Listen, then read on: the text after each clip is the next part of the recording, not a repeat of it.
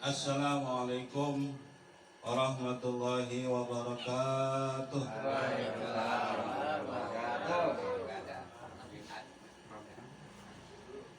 Alhamdulillahilladzi khalaqal mauta wal hayata liyabluwakum ayyukum ahsanu amala. Asyhadu an la ilaha illallah wahdahu la syarika lah. Wa asyhadu anna sayyidana Muhammadan abduhu wa rasuluhu la nabiyya ba'dah. Allahumma shalli wa sallim ala sayyidina Muhammad ibn Abdullah wa ala alihi wa sahbihi wa man tabi'ahu da amma ba'du.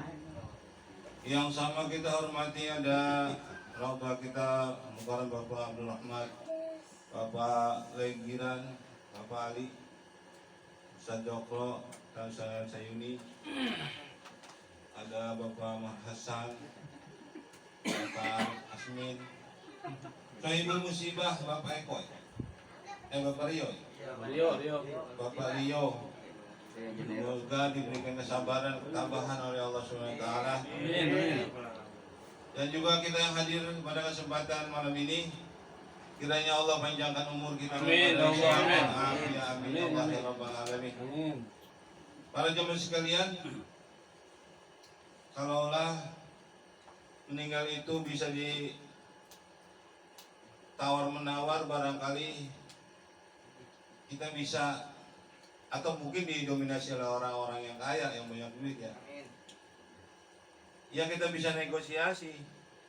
Contohnya apa? Misalnya, ini meninggal almarhumah umur berapa? 31. Masya Allah. Padahal ada yang lebih tua di sini ya. Jauh. Kalau bisa ditukar, dinegosiasi aja no yang udah tua no, yang rambutnya udah putih semua. Yang udah bosen. Ya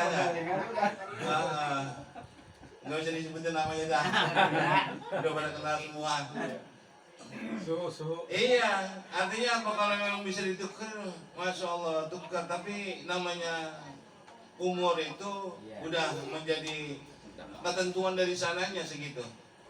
Dalam Al-Quran Allah SWT jelaskan, wa maka dari nafsin antamuta illa bi'idnillahi kitaban muajjala.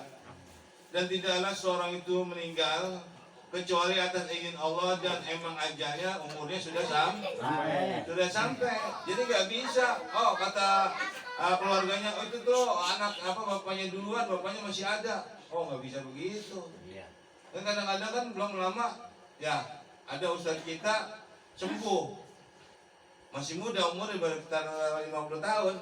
Anaknya baru 16 tahun meninggal. Tuh, coba kan. Artinya apa? Kenapa yang mudaan duluan sementara yang tuaan belakang? Karena memang sudah ketentuan Allah SWT seperti itu, maka kita ini harus menerima dengan hati yang ikhlas, dengan hati yang sabar. Kata Allah, wa basyiris sabirin alladzina idza asabathum musibah qalu inna lillahi wa inna ilaihi rajiun. Tuh, berikanlah kabar gembira kepada orang-orang yang sabar, yang apabila dia ditimpa musibah, maka dia berkata, sesungguhnya kita ini milik Allah, dan pasti kita juga akan kembali kepada Allah Subhanahu wa Ta'ala. Pasti itu, Pak. Bahkan setiap hari umur kita berkurang sehari, berkurang sehari. Bukan tambah panjang umur, bukan itu, Pak. Hakikatnya lagi mendekati kepada kematian. Bukan semakin ditambah, bukan begitu maknanya. Bukan panjang umur, justru mendekati kematian. Tapi kembali lagi kepada persoalan tadi. Bukan berarti orang yang tuaan duluan meninggalnya, bukan. Ya, belum lama ada juga yang seperti itu, muda umurnya, tapi masya Allah dia meninggal duluan. Yang tua kemarin ketika sakit COVID, ada kan ya yang tua-tua tuh teman-teman kita. Ya diantaranya ya Kiai Haji Mu'alim, umurnya 75 tahun Pak. Dirawat sempat di rumah sakit asrama haji karena penyakit apa? COVID. Tapi karena memang ajalnya belum sampai, umurnya masih dipanjangkan oleh Allah, maka sembuh kembali dan mengajar lagi di masjid kita. Alhamdulillah. Alhamdulillah. Kenapa? Banyak guru-guru, ustadz-ustadz yang masih pada muda-muda telah dipanggil oleh Allah Subhanahu wa taala. Contohnya belum lama Kiai Abdul Rasyid Abdul Syafi'i. Terus Kiai Haji Amin Nur bin Kiai Haji Nur Ali. Terus lagi yang di Sabit itu Habib Ahyar bin Abdul Banahsan. Masih pada barangkali ya sangat dibutuhkan ilmunya oleh masyarakat. Betul nggak? Iya, kenapa? Karena mereka memang guru, kiai, habib dan sebagainya. Ono aja loh yang kagak ada manfaatnya ya, yang tukang bohong-bohongin orang dulu misalnya, dia aja yang cabut. Harusnya begitu ya? Iya. Ya tapi kan nggak bisa. Sempetin-sempetin. Ajal mah Allah yang punya. Maka ketika ditanya tentang masalah ruh, Nabi ditanya tentang masalah ruh, masalah kematian. Wa yas'alunaka 'anir ruh, qulir ruhu min amri rabbi, wa ma utitum minal ilmi illa qalila. Orang-orang pada bertanya kepada engkau ya Muhammad tentang ruh ini. Berapa orang itu, kapan dia meninggalnya, umur berapa dan sebagainya, tentang ruh, kematian dan sebagainya. Maka jawablah kata Allah, qulir ruh min amri rabbi. Ruh itu adalah urusan Allah Subhanahu wa taala. Artinya kematian seseorang itu sudah menjadi ketetapan dan menjadi rahasia Allah Subhanahu wa taala. Bahkan kita tidak tahu, Pak. Mati kita itu bakal ada di mana kita tidak tahu. Wa ma tadri nafsun bi ai an taksibu ghada wa ma tadri nafsun bi ai ardin tamut, kata Allah begitu. Seseorang itu tidak akan tahu besok akan yang terjadi pada dirinya, tidak tahu.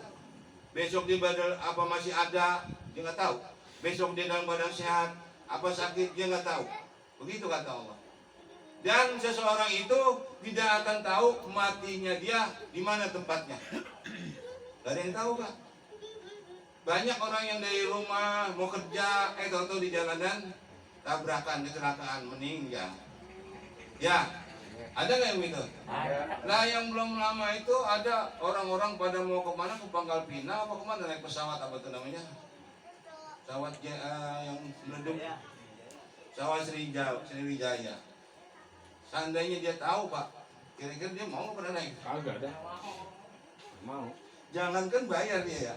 Gratis juga. Gratis oga, dibayar juga oga, betul. Betul. Lah mau ditukar menyawanya sampai 60 lebih yang meninggal barang saat itu orang. Iya, makanya artinya apa? Seseorang itu nggak bakalan tahu akan yang terjadi kepada dirinya. Dan meninggalnya di tempat mana juga tidak tahu dia. Ada tetangga saya pergi haji suami istri, kemudian istrinya meninggal di sono di Mekah. Akhirnya pulang sendiri. Kenapa? Memang ya dimakamkan di sana udah. Yang memang ahli ibadah seperti itu. Jadi kita kembali. Nah, sekarang setelah kita meyakini bahwasanya yang hidup ini akan pasti pulang ke rahmatullah, meninggal dengan kata lain akan kembali kepada Allah Subhanahu wa taala. Nah, perlu kita ambil nasihat yang untuk apa? Agar diri kita ini nanti punya persiapan. Jangan ketika ya dia ambil nyawanya mau malaikat Israel datang, baru kelabakan, baru kaget. Tan dulu malaikat, tan dulu. Nah, itu bisa nggak kira-kira? Agak bisa. Biar kata kumisnya apa nih? Kumisnya orang itu segede lengan. Ya, panjang dipelintir-pelintir mulu tuh kumis. Ya, kelihatannya galak semua itu orang. Tapi kalau sama malaikat Israel lemes, Pak, lemes dia langsung apa jatuh, nggak ada tenaganya, ya langsung innalillahi. Artinya apa? Jadi suruh bawa bekal, suruh ibadah kepada Allah. Sholat sehari semalam jangan ditinggal 5 waktu, itu kan nggak banyak tuh 5 waktu. Ya sholat paling 5 menit atau 10 menit, dikali 5 nggak sampai 1 jam. Sementara sehari semalam itu 24 jam. Masih ada 23 jam lagi kita untuk apa? Ya ini mencari kebutuhan kehidupan kita, boleh. Ya kita mau duduk, mau santai, mau ngerokok, mau ngopi dan sebagainya. Allah nggak melarang, betul? Nah iya, yang penting kewajiban yang 5 waktu itu sehari semalam jangan tinggal cuma sebentar, ya 10 menit, 20 menit.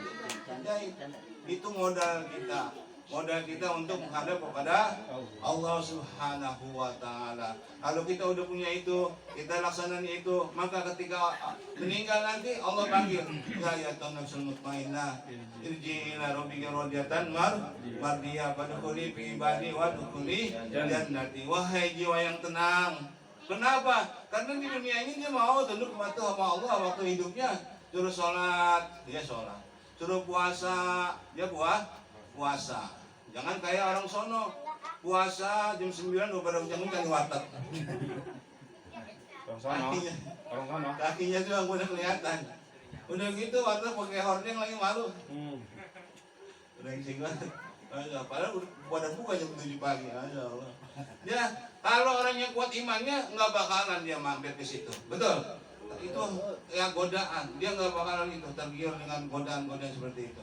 Dia terus ibadah, puasa, sholat. Nah, kalau udah kita jalankan itu, ya ibadah-ibadah yang lain, tambahan ngaji dan sebagainya, maka tadi, wahai jiwa yang tenang, kata Allah, ya kembalilah kepada Tuhanmu.